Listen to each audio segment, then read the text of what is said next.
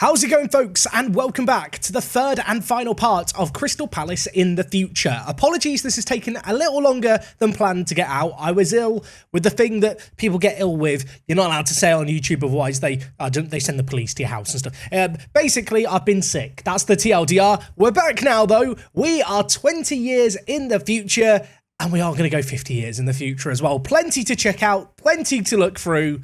Before we get into that, though, let's run the intro.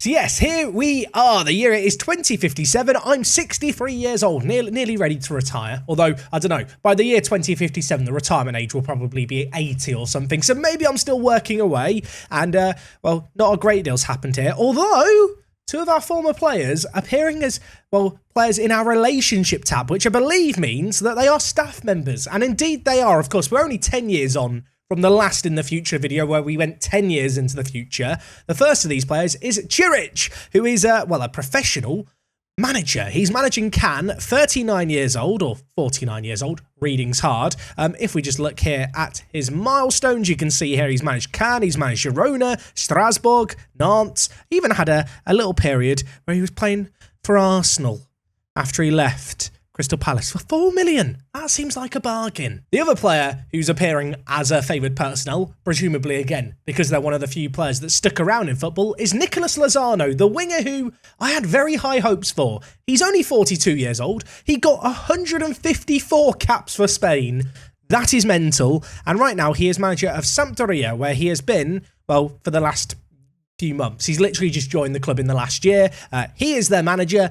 He's not a very good manager, but I'll tell you what, as a player, he did quite well. In fact, you can see here, he moved for 150 million to Bayern Munich. That's a whole lot of Wonga. And I'll be honest, he had quite a good career, didn't he, in the Bundesliga? He's had some fun in Germany. Now, of course, that's lovely and all, but we want to know what's happening to Crystal Palace here in 2057, 20 years into the future. I imagine if we look at their team, there is going to be no players here that I recognise. It's just going to be this alien landscape of footballers. And indeed, that unfortunately is the case. We are in the future now, of course. And looking at things, Crystal Palace, first in the league. They've actually just won the league. And oh my word, look at that final day of the season. They won the league on the last day, on the final game of the season. They beat Tottenham 2-1.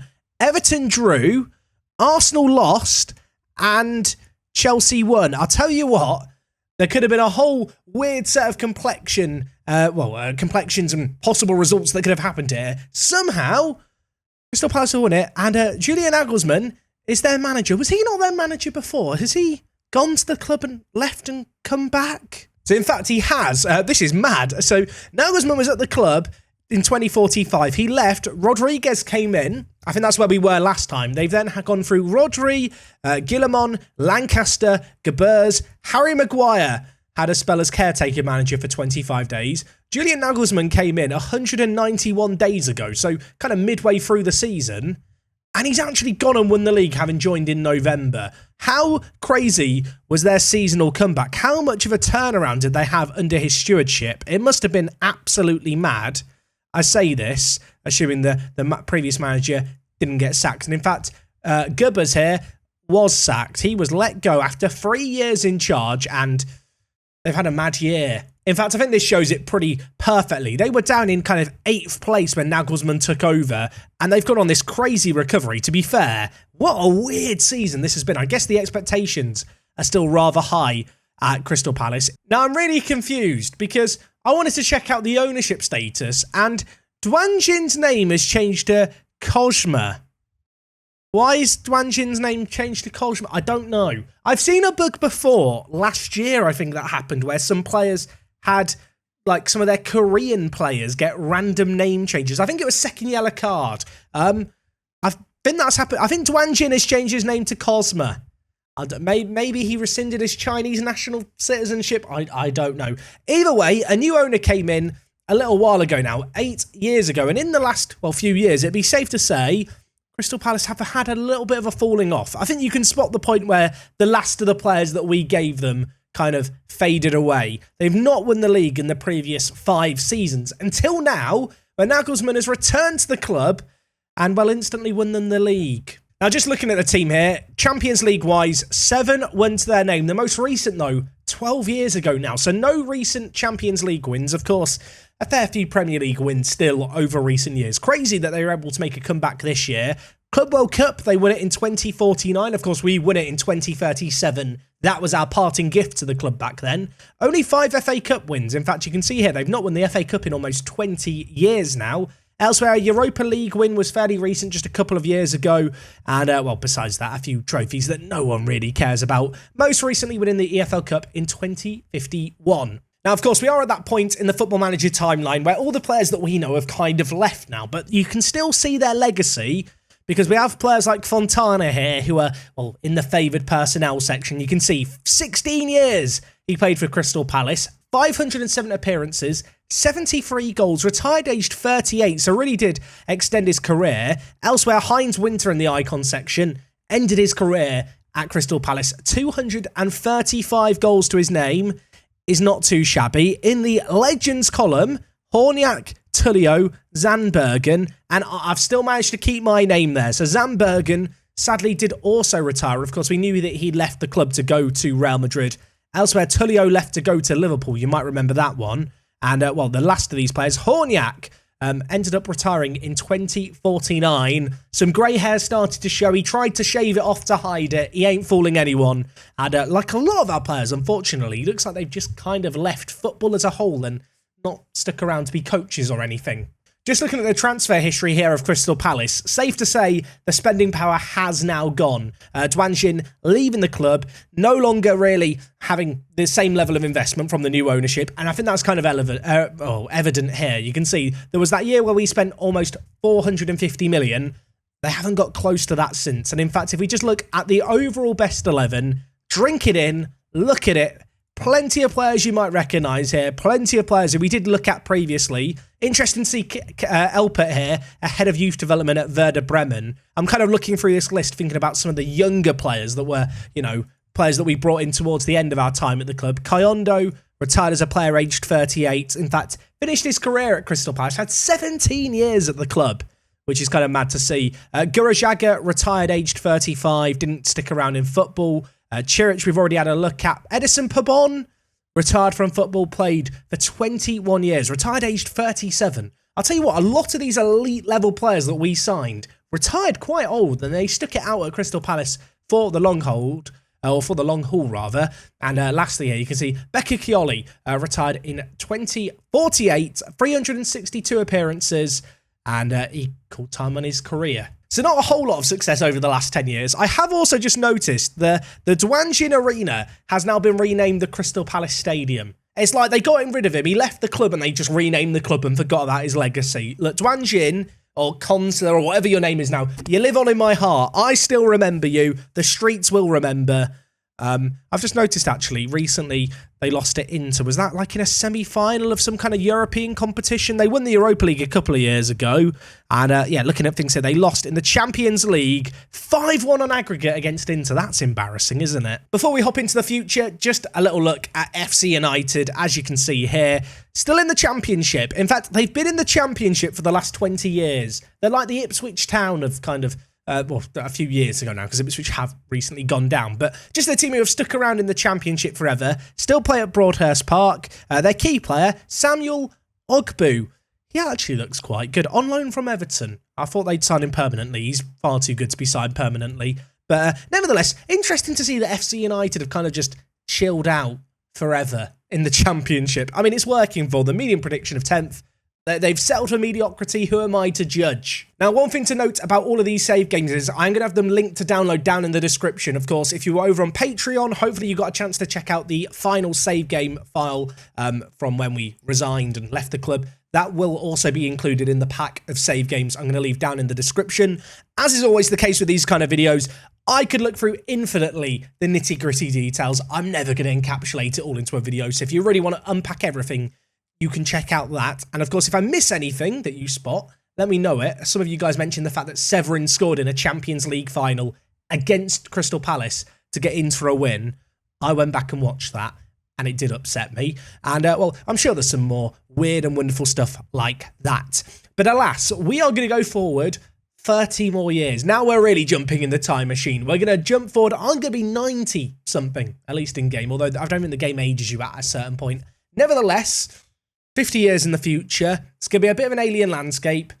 Should we go see how Crystal Palace are doing? I hope they're still in the Premier League. I mean, they've just won the title. I'm sure they will be. Let's go see how they go on. So here we are, 50 years in the future. The people who I had relationships with, they've forgotten all about me. Probably means that they've retired. I'm age 93. I'm in an old pensioner's home. Shall we go have a look at FC United to kick things off? Are they still in the Championship? The answer is they are in the Championship. They have yo-yoed a little bit in the last few years. If we just look at the league history here, yeah, they've gone up and down a little bit. They've won the League One title a few times over the last few years, finished third place a few times as well. And interesting to note, they have moved into the FC United of Manchester Stadium. So, little bit of progress made. They've not had any years in the Premier League, though, sadly. As for Crystal Palace, this fills me with sadness. Looking at things here, they've actually had 2 spells in the Championships. On both occasions, they were able to get promoted immediately. Once via the playoff, once via winning the league.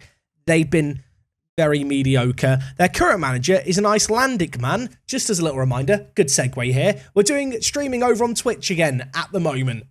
Every weekday, pretty much, we're live. We're doing a save game in Iceland. I've been ill, so I've not been able to do it, but we're back doing it now, so you should totally come check us out sometime. Twitch.tv/WorkTheSpace. Right, plug done. So looking at an overview of Crystal Palace's history here, no more Champions League wins since 2045. Any Premier League wins since 2057? The answer is no. We rejoined for one last hurrah, one last title win by Nagelsmann, but since then, it's just not happened. I mean, to be fair, they did finish 4th in 2067. But besides that, there is just not a whole lot of success to speak of here. I mean, I guess 30 years is a long time, and it's kind of cool to see that the youth recruitment is still really, really good. But ultimately, I am just a little bit sad, especially when I see Brighton, who of course are one of Crystal Palace's main rivals, as high as 5th in the league. It just makes me feel like I failed them a little bit. On the flip side, though, they have finished ahead of Manchester United, and Tottenham have just finished bottom of the league on 16 points. That is a Tottenham team, by the way. They have spent an extended period down in the Championship. In fact, they very nearly got down to League One. They finished 17th in 2080. If we just look at the Crystal Palace kind of record holders here, of course, the names that we recognise have long gone, but Stephen Beck, maybe he's the Stephen Gold regen. This man has been a little goal-scoring fiend for Crystal Palace over the years. Sadly, he is not getting any caps for England. And I'm not really sure why. He's actually quite good. He is a modern-day Stephen Gold. The streets will remember. In terms of competitions, not a whole lot to speak of here. I mean, they finished Europa League runners-up in 2060. I feel like that was actually Champions League runners-up in 2062. So that year where they finished 4th, they then went on a miracle Champions League run, but bowled it in the final. Elsewhere, a few Club World Cups they've actually appeared in. So I guess they have intermittently featured in European competitions. You can see here, Europa League win in 2055. I say that is a very long time ago now, actually. When you look at it, these dates, there's quite a big gap between some of the more recent success. I say that. There's 11 years between the most recent thing they did, which was win the Championship, and now. It really hasn't been a good few years, has it? In terms of facilities, they've upgraded their training and new facilities once in the last 50 years. So, good job. Looking at the overall best 11, a few players that we're not so familiar creeping in here. Interesting to note, Jan Muller. This was a guy I think I signed right at the end of the save game. He's 68. He's still playing. He's playing as, well, I say playing. He's the assistant manager for Nuremberg. If we just look at his career stats here, he had a crazy career. We signed him for 825k. And I think that was probably 825k well spent, because he spent the best part of 15 years tearing it up for the club. You can see he features alongside the likes of Tullio and Pabon at the back. Fontana's in there with Horniak, Winter, Gurajaga, Zambergen. I'm a little bit sad that so many of these players that kind of feature in this list, kind of the legends of the save game, just didn't really stick around in football. I feel like that was one thing that with Park To Prem, especially the Town or Town one, there was a load of our players that stuck around in football. I feel like we maybe sapped the fun out of football for all of our players in this universe. I'm not sure what we did wrong, but they decided they didn't want to stick around afterwards. I guess it just wasn't, the kind of manager you grow up aspiring to be, which, I mean, to be fair, is kind of fair enough. just looking at past winners of the Premier League. As I said, save games are linked down below, so if you want to look through this stuff in a load of detail, you are more than welcome to. Liverpool winning the league fairly recently, kind of consistently. Arsenal having a little era of dominance.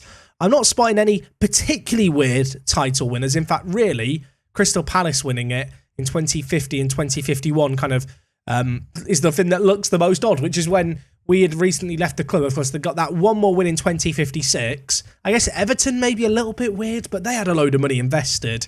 To be fair, Southampton, Brighton, Reading finishing runners-up. So some little bits of weirdness happening in the middle, but not a great deal. So looking at past winners for the European competitions, you can see in the Champions League, Arsenal winning it most recently. Bayer Leverkusen had a little run in the 2080s. Prior to that, they'd actually won it a few other times. Inter and Sassuolo dominating it a lot. Looks like the Serie A had kind of a run in 2050, 2060, where they were particularly good. Of course, the last time that Crystal Palace got particularly far, the 2061 year. On that occasion, they lost to Bayer. Of course, that was now, 25 years ago. So, yeah, the glory days have really gone now. Over in the Europa League, kind of what you'd expect. Lots of English teams succeeding, the typical big dogs. Nothing too crazy going on here, of course. Feel free to pause it and have a deep dive look. And in the Conference League, things a bit weirder here. Sunderland won it in 2083, so well done, Sunderland. They saw Newcastle win it the year before and took it personally and thought, we can't have that. If they're going to win something, we've got to win it too. Elsewhere, Zelina, who I think are a Slovakian team. They are. 50-50 chance if they were Slovakian or Slovenian. Got it right on this occasion. They managed to win it. AEK Athens also winning it is kind of interesting to see. Brentford in 2070. And if I just scroll through a few other weird teams, I feel like the Conference League always does feature just a few slightly surprising teams in these kind of simulations. Pleased to report, it's coming home in 2086. Yes, England beating Belgium in a World Cup hosted in China, of all places. Elsewhere, Denmark and Norway have won a couple. Uruguay, Turkey winning back-to-back World Cups. I don't want to say it's a little bit weird. That is a little bit weird, though, isn't it? Besides that, largely European-dominated. Brazil winning it in 2054. Uruguay, as already mentioned, in 2070. And Colombia in 2038. Nothing, I want to say nothing too shocking. I mean, Denmark and Norway winning them is a little bit weird, isn't it? Over in the Euros, Turkey still very good. Apparently, Turkey had a golden generation where for 8 years they just won absolutely everything. Fair play. To be honest, Spain have been the dominant force, it would appear, in European football. You can see here they won the European Football Championship 4 times in a row over, well, a 16-year period. That's a little bit boring, isn't it? If we're being honest. I say 16 years. Of course, that is a 12-year period. Math is hard. I've said math. It's maths. I'm not American. I know I'll be asked about it. Jack, what happened to Three Bridges? Well, they were removed from the playable league, so they were never ever going to get simulated properly. They're still just kind of in step 8 and step 9 of the league from the look of things. They've yo-yoed a little bit, but they've not won any. They've not reached the Football League or anything crazy, unfortunately. Right, folks, I think we'll leave things there for today. As I've already mentioned, the save games for all of this are down in the description, so feel free to do a deep dive yourself if you want to look into stuff. If you want to pick up the save game at the point I retired and resigned as manager, you can also do that. And yeah, we're going to leave things there for this series. Park To Prem, another one in the books. I hope you've enjoyed each and every step of it. Apologies, this video took a little longer to get out. Unfortunately, I am still recovering. I feel like there's probably a few bits where I've misspoken during this video. I'm going to equate that all down to the fact I'm still not quite 100%, but fingers crossed I will be 100% by the new series that starts on Monday. We're going to Serie A. We're doing a summer updated database. I'm managing Atalanta. So something a little bit different. I hope you're looking forward to it. It's going to be a lot of fun. And the intros with Editing Jack and Co., they're coming back for those of you that enjoyed Park To Prem last year. I hope you're excited for that. I hope you've enjoyed this video. If you've enjoyed it, do drop a like on it. Any comments, leave them down below. And other than that, it is me, Jack. Thank you for supporting this year's Park To Prem. I'll see you again for another one next time. I'm out.